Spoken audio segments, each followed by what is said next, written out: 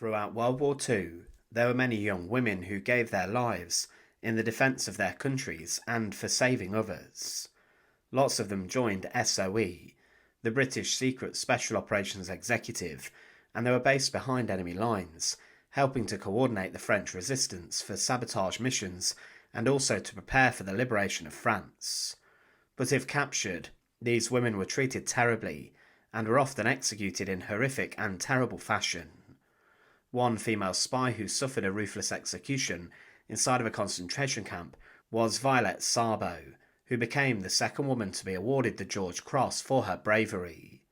But the nature of her execution showed how terrifying capture could be at the hands of the Germans throughout World War II, and she was shot with a single shot to the back of the neck, known as a Genickschuss, a neck shot, as she had been ordered to kneel in front of her captors.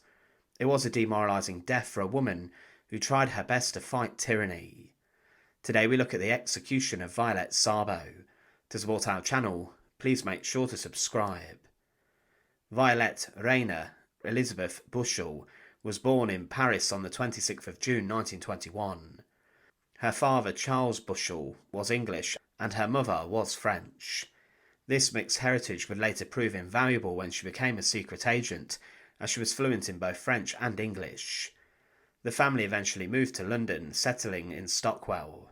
She grew up in a lively working-class household with 4 brothers and sisters. By all accounts, she was a spirited and athletic girl. She loved horse riding, cycling, gymnastics and swimming, skills that would later help her survive dangerous missions behind enemy lines. As a teenager, she worked in a perfume shop on Oxford Street and later at Woolworths. She was described as outgoing, fashionable and full of energy. Those who knew her remembered her as fearless with a streak of independence. When war broke out in 1939, Violette was just 18 years old. Britain was soon under threat, and like many young women of her generation, she wanted to help. She joined the Women's Land Army for a time, and later worked in an aircraft factory making weapons. In July 1940, she met Etienne Szabo, a dashing French Foreign Legion officer who had escaped France after the German occupation. They fell in love quickly and married that August. She was 19 and he was 31. Their time together was short, as Etienne was soon sent back to fight with the Free French forces.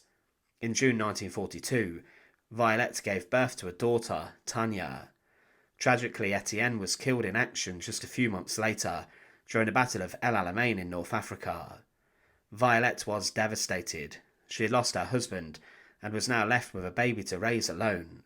But instead of retreating into grief, she resolved to fight back in his memory. By 1942, Britain had formed the SOE, a secret organisation tasked by Winston Churchill to set Europe ablaze. Its agents were trained to sabotage Sherman operations, support local resistance groups and gather intelligence. The work was extremely dangerous. If caught, agents faced torture and execution. Violette, with her bilingual skills, athleticism and determination, was an ideal recruit.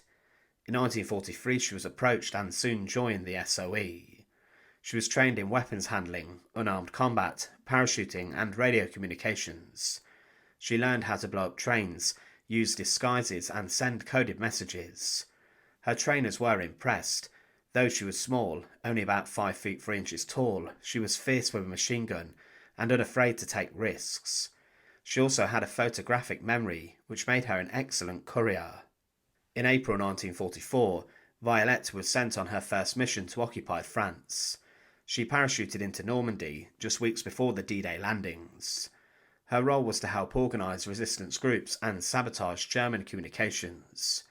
She travelled under the false identity of a Frenchwoman named Corinne Leroy. Her courage was evident from the start. She cycled long distances to deliver messages, arranged safe houses and passed on vital intelligence. At one point she helped coordinate attacks on German rail lines, disrupting troop movements to the front.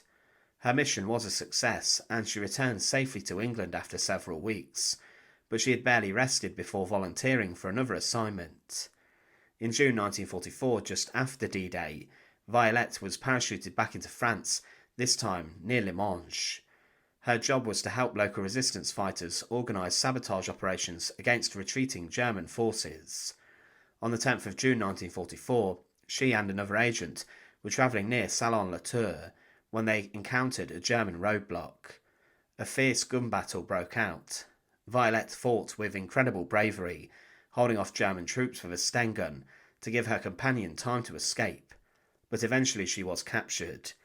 The Germans interrogated her brutally. She was then taken to Paris and finally then to Ravensbrück concentration camp in Germany. Despite repeated torture, she refused to give away any information. Fellow prisoners later remembered her as defiant, cheerful and supportive, even under terrible conditions. Ravensbrück as a concentration camp was found close to Berlin, and it was somewhere 132,000 women were locked up inside throughout the war. The large barbed wire fences were aimed to keep the female prisoners inside. Conditions were rough and inmates had to do hard labour each day, and if they did not meet expectations, they were beaten badly by the female guards. One former inmate wrote that, "They didn't shoot the women. We were to die of misery, hunger and exhaustion. When we arrived at Ravensbrück, it was the worst.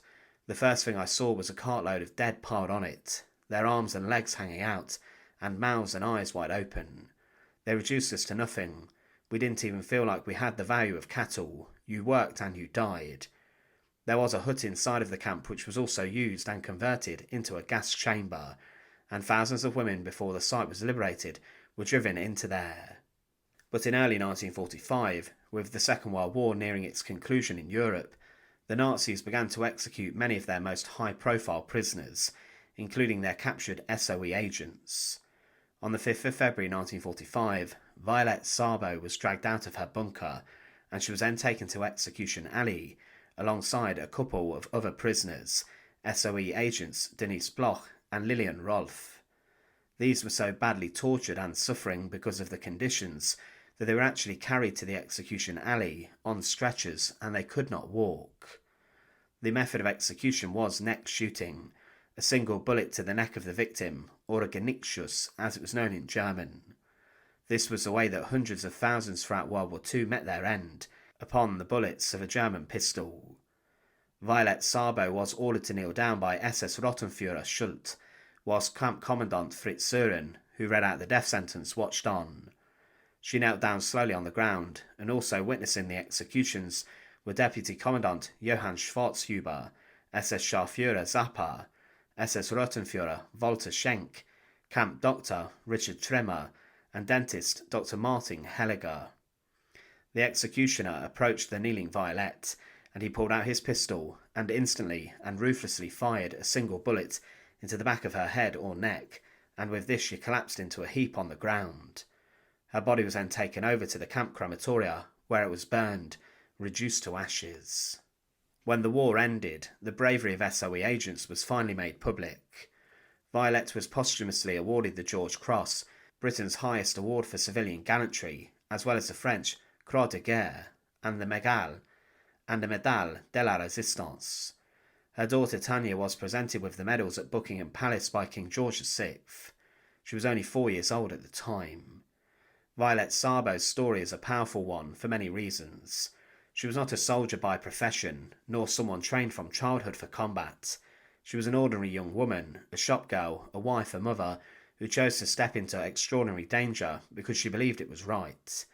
Her bravery reminds us that heroism is not about age, gender or background. It is about courage in the face of fear.